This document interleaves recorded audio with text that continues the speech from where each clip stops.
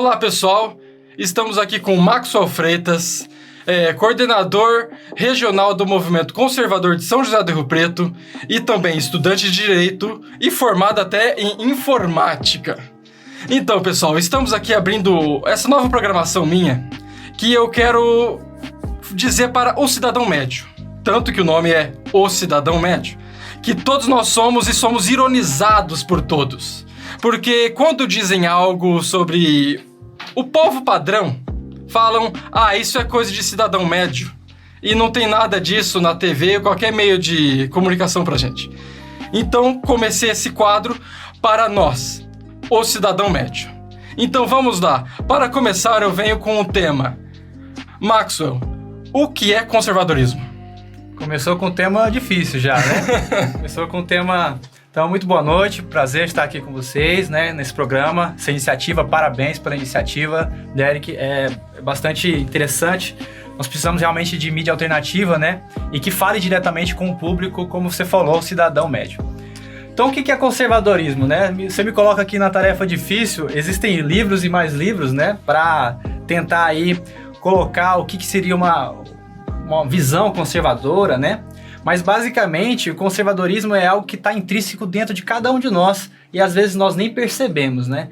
E inclusive o nome do seu programa tem a ver com conservadorismo, porque o cidadão médio, ele é um conservador sem ele saber, né? Porque basicamente o que é o conservadorismo? É preferir, né, o familiar ao duvidoso, algo que você não conhece muito, né? Preferir o familiar ao arriscado. Então nós sempre queremos algo mais cômodo, algo mais que a gente consiga se familiarizar, ou já tem uma familiaridade, né? E o conservadorismo é isso, é guardar, preservar essa familiaridade, aquilo que a gente gosta mais do que aquelas coisas que nós não gostamos ou não estamos muito bem familiarizados. Eu lembro que eu vi o Enéas, lá nos anos 90, falar sobre isso um pouco, e ele falava que conservadorismo é conservar o que dá certo. É negar, tipo, as ideias revolucionárias, algo que mude o mundo em passos de mágicas, e conservar aquilo que vem sendo feito através do tempo da humanidade. Enéas, foi um bom exemplo aí que você trouxe. O Enéas, ele fala que conservar é conservar o que é clássico, né? É aquilo que é duradouro, que a gente chama de perene, né? Então, a sociedade, ela se firma, ela se estabelece sobre certos preceitos, né? Certos valores, e que esses valores são o que sustentam e dão base para a sociedade, né? E como você falou, e aí citando Enéas, né? Ele falou que o conservadorismo é conservar aquilo que é clássico, né? Não é que você vai sempre conservar de uma maneira reacionária, né? Sempre olhar para o passado e querer trazer o passado para o presente. Não é bem isso, mas pelo menos conservar aquilo que é bom, né? Então, na nossa casa, a gente pode fazer reformas, né? Sim. Por exemplo, tem cantos que a gente pode melhorar na nossa casa, mas tem cantos que a gente já sabe que tá bom. Então, pra que mexer no que tá bom? E aí o conservadorismo teria essa visão, sim. Uma coisa que eu vejo que todos na sociedade, principalmente a esquerda, ela diz que o conservadorismo é simplesmente aquele cidadão, aquela atitude de tradicionalismo. É só aquela pessoa vinculada à tradição. A respeito da tradição, nós temos que ver também que existem armas, né, na parte da linguagem, que são utilizadas para retirar os sentidos ou modificar os sentidos da coisa, né? Duas palavras aí, que é a questão do tradicional, né, ou tradição, e a questão do nacionalismo, seria um debate muito grande para a gente entrar aqui, mas são palavras que a gente perdeu um pouco dos sentidos, né? Falando aí, por exemplo, remetendo à Bíblia, né? Nós temos ali Jerusalém, que era um povo que se mantinha nas suas tradições e tinha um nacionalismo para conservar, né? Então, o nacionalismo em si, ele não é mau. Depende de outros fatores, outros regimes, né, aí políticos e também, assim, imperialistas, né, no sentido de império, de propagar, expansivo, né? Então, o tradicionalismo, a tradição, ela é muito boa, né? Então, por exemplo, a gente tem que ver tradições que podem ser conservadas e tradições que não. Há um exemplo aí, pessoal, que já deixa até uma indicação, né? existe o programa Brasil Paralelo, né? Que é uma iniciativa aí, uma produtora que tem, né? Grandes produções aí, desde 2016. E eles fizeram agora um documentário sobre... Os índios, né? Sobre ali a cortina de fumaça, o nome, Sim. né?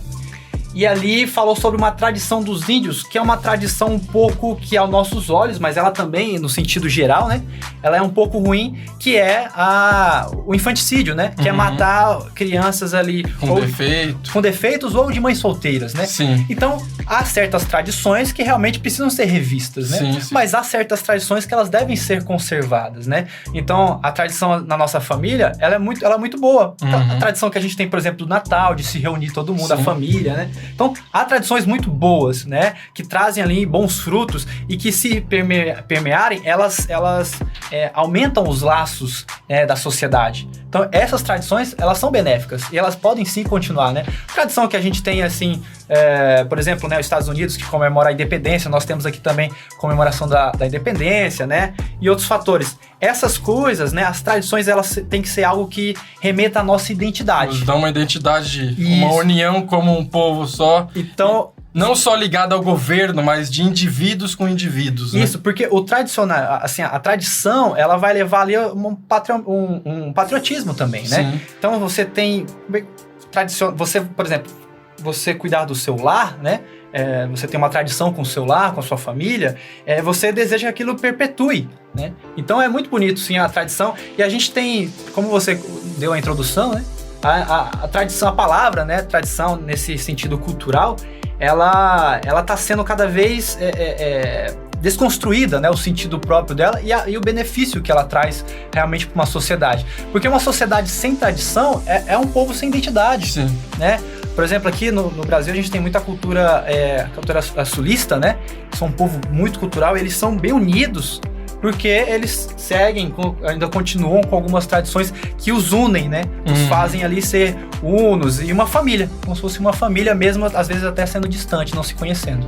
Uma tradição que eu só vejo no conservadorismo, e principalmente na direita, que ela mantém, é de oposição.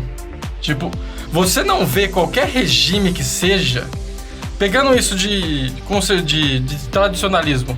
Sim, tem que ter o tradicionalismo sob práticas saudáveis da sociedade. E a direita, ela traz também que um dos pilares da direita é ter oposição.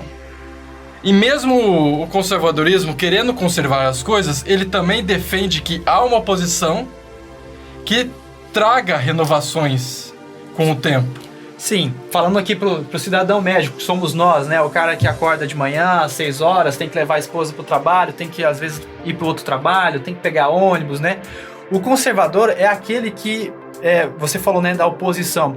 Ele se inquieta, né? Ele traz uma certa inquietação quando muda aquilo que ele já está acostumado a ter, né? Quando essas coisas mudam, ele parte para a oposição. E, infelizmente, né, nós temos aí tido nos últimos anos vários tipos de práticas sociais, né, implantadas socialmente, e práticas políticas também implantadas na sociedade. Sim. Que visam aí uma transformação ou uma modificação, às vezes até gradual, mas de vários tipos de comportamento, vários tipos de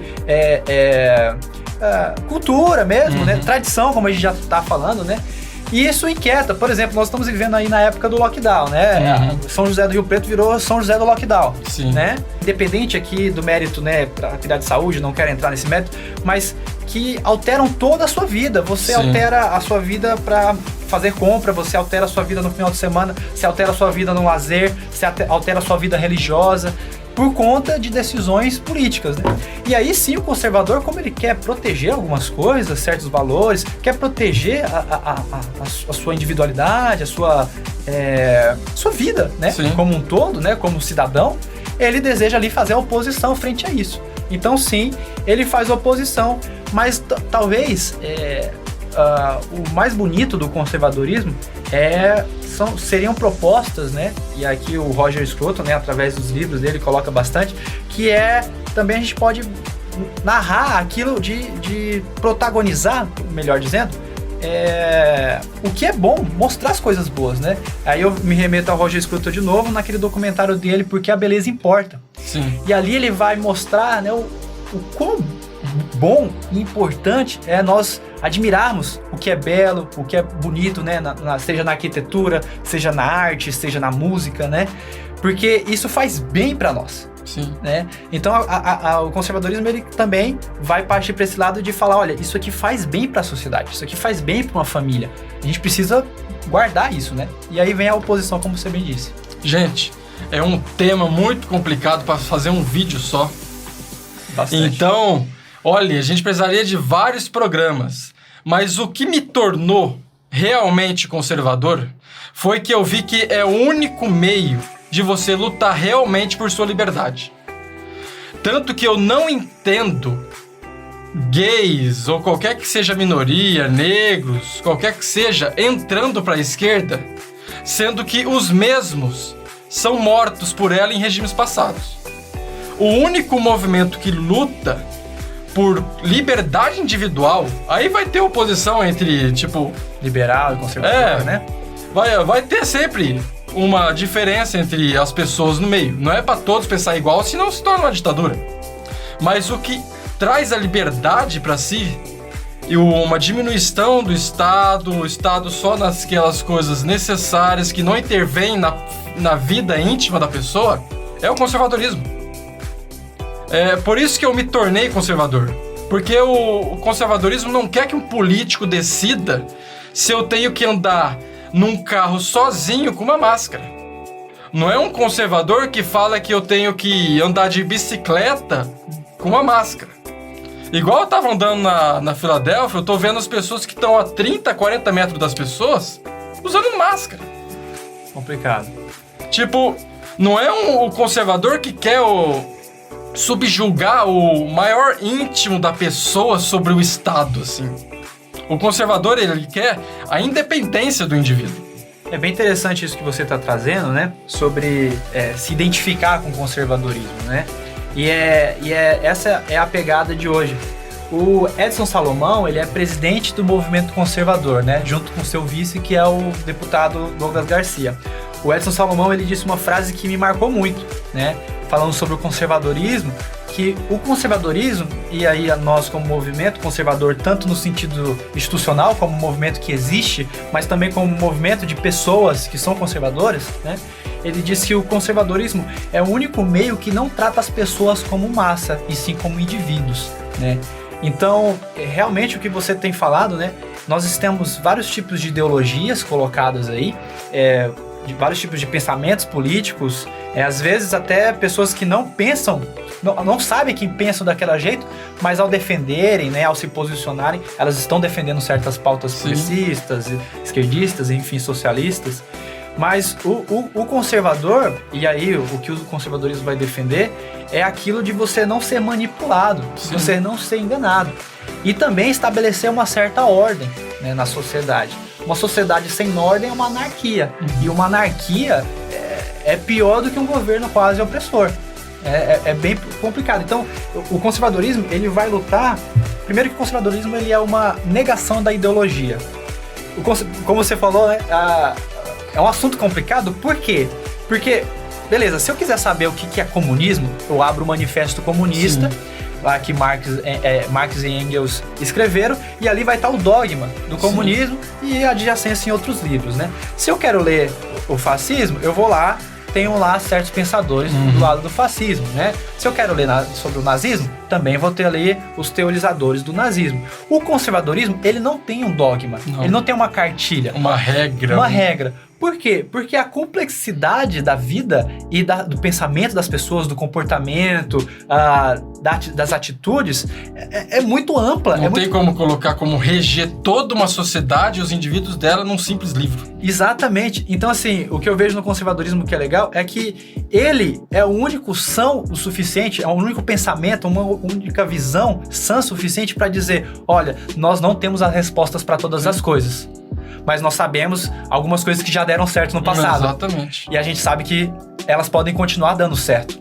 A gente pode fazer melhorias. Então... Não é uma busca louca por uma utopia que vai melhorar o mundo. Exatamente, exatamente. E aí a gente pode ver que cada um de nós vai ter isso, né? Intrinsecamente a gente vai querer que nossa vida continue de uma certa maneira sem muitas diferenças, a gente quer que a política não se envolva tanto na nossa vida, a gente não quer que políticos digam como a gente deve se comportar ou não, que as leis possam fazer o mínimo possível assim, para nos proteger e também proteger uma certa ordem, né? Sim. E a gente tem visto que isso está indo ao contrário, né? Então, ser conservador, basicamente, não é só entender no sentido do conservadorismo, mas é ter uma atitude, é uma visão de que você fala assim, olha, isso aqui tá meio estranho, vamos questionar isso aqui, deixa eu duvidar disso aqui. Será que os políticos querem sempre o nosso bem? O Garchargen, que é um cientista político, né, Bruno Garchargen, ele criou um paradigma, um paradoxo, na verdade, né, que chama por que os brasileiros gostam tanto do Estado, mas odeiam os políticos. Exatamente. Né? Então, isso, né, desculpa, acho que eu tô prolongando aqui, mas depois, né, existe por muito tempo uma hegemonia de pensamento que o conservadorismo ele não conseguiu entrar no Brasil. Eu passo, por exemplo, esse livro, né, o que é o conservadorismo. Esse livro foi escrito por Roger Scruton em 1980. Né? Roger Scruton estava com 36 anos. Esse livro só foi traduzido no Brasil em 2015. Nossa Senhora. Então nós temos um gap aí de 25 anos, né? 35 anos. 35 anos para ventilar as ideias que um pensador conservador já tem. Então, o conservadorismo, ele nem sequer está estruturado no Brasil. Por quê? Porque houve uma hegemonia de pensamentos, ou de um pensamento só, né? Que tomou a atitude, a visão das pessoas sem elas saberem. Esse é o ponto mais chave. Exatamente. Você pode pensar de um jeito que você nem sabe o porquê que você está pensando, mas foram pessoas que trouxeram essas ideias para você pensar assim. Eu faço parte do movimento conservador aqui de São José do Rio Preto e eu acho muito importante, eu gostei de participar, porque ele te dá uma liberdade, ele te tira as suas amarras de pensamento que você tinha, que você sabia que não eram seus, que foi introduzido na sua cabeça e você nem sequer pensava o porquê pensava aquilo. Que eram dogmas que estavam na sua cabeça, que você pensava automaticamente sobre as coisas. Então eu gostei por me dar essa liberdade, me oferecer esse poder de pensar sobre as coisas que eu mesmo penso. É até estranho de falar. É tipo tomar posse dos seus próprios pensamentos, exatamente, né? Uma coisa que às vezes a gente acha que a gente tem a posse deles, mas não temos. Eu indico a todos vocês a participar do movimento conservador aqui de Rio Preto. E eu passo agora pro Maxwell chamar as pessoas também a participar e como ela entra em contato para entrar no movimento. Legal sua fala sobre o movimento, né? E sobre essa perspectiva, né? De também a gente tem que falar que o movimento conservador ele tem 3 pautas, né? São os encontros semanais, né?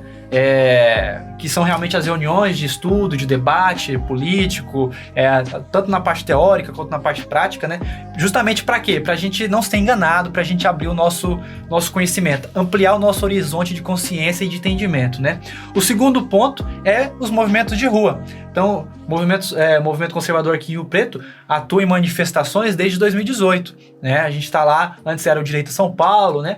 Sempre vem participando de todas as manifestações que nós tivemos aí, desde Moro, STF, impeachment, agora as mais recentes, Dória, Dinho, tudo isso. Nós temos participado porque precisamos nos engajar também dessa maneira. E o terceiro ponto é a participação mais física, né? Através das câmaras legislativas, né? Participar da Câmara dos Vereadores. E falando do ponto primeiro que eu falei que são as reuniões, né? Nós nos reunimos semanalmente e você que deseja participar, conhecer, né? Às vezes pode falar, mas será que isso é pra mim, né? Vamos lá, conheça, né? Você vai ver que é pra você... Porque Platão dizia uma coisa, né? Que o preço de você não acompanhar a política é você ser controlado por ela, né? Por pessoas que querem... Então, eu acho que a pandemia, ela, né, tem todos os outros fatores, mas ela também ensinou uma coisa, que é a capacidade que a política e os políticos, né, têm de tomarem conta de nossa vida. Né? Isso ficou muito claro. Exato. E aí até as pessoas que nunca tinham desejado ver a política, assim, não queria saber de política porque é chato, é enfadonho, enche o saco, você só tem raiva. Eu concordo com tudo isso, né? E isso até é um pensamento conservador. O Rafael Nogueira fala o seguinte, né? Ele fala que até os defeitos do conservador quer ser preguiçoso, é ficar na maciota, ficar ali no seu sofá. Isso é ser conservador, sabe? Tá ali tranquilo, com a sua família, né? Às vezes tomando ali alguma coisinha e tal. E ele fala que, às vezes, nós temos essa preguiça, né? Sim. Mas nós precisamos aí mudar isso porque o cangote dos políticos estão sempre no nosso pescoço, assim, no nosso ouvido. Então é isso, né? O convite o Movimento Conservador de São José do Rio Preto existe. Para você fazer parte, você quiser conhecer uma vez, né? Entra na nossa página, né, do Facebook, Movimento Conservador São José do Rio Preto. Nós também temos um Instagram, que é a mesma coisa, Movimento Conservador São José do Rio Preto, né? Só SJRP. E se você já quiser se filiar, né? E aí as filiações nós temos planos lá, participações com Terça Livre, com biblioteca, com o Instituto Burke, né? Nós temos um curso do Rafael Nogueira. Se você quiser se filiar, aí sim entra lá no site do Movimento Conservador, né? www.movimentoconservador.com.br, e lá você já se filia e com certeza a gente vai entrar em contato depois dessa filiação. Mas é isso, eu sei que cada um de nós tem um pouco ou muito de conservadorismo que precisa só ser reconhecido ou despertado. O próprio ato de se abster é um ato político. Só que o movimento e aprender sobre a política vai te colocar como o atuador desse ato. E não só como alguém que é atuado artificialmente, como por outros que estão na sua cabeça. Então, lute pela sua liberdade, pense por si mesmo e vamos lá. Entre no movimento, busque conhecimento e é isso aí. Tchau, cidadão médio. Vamos ao próximo programa. É isso aí.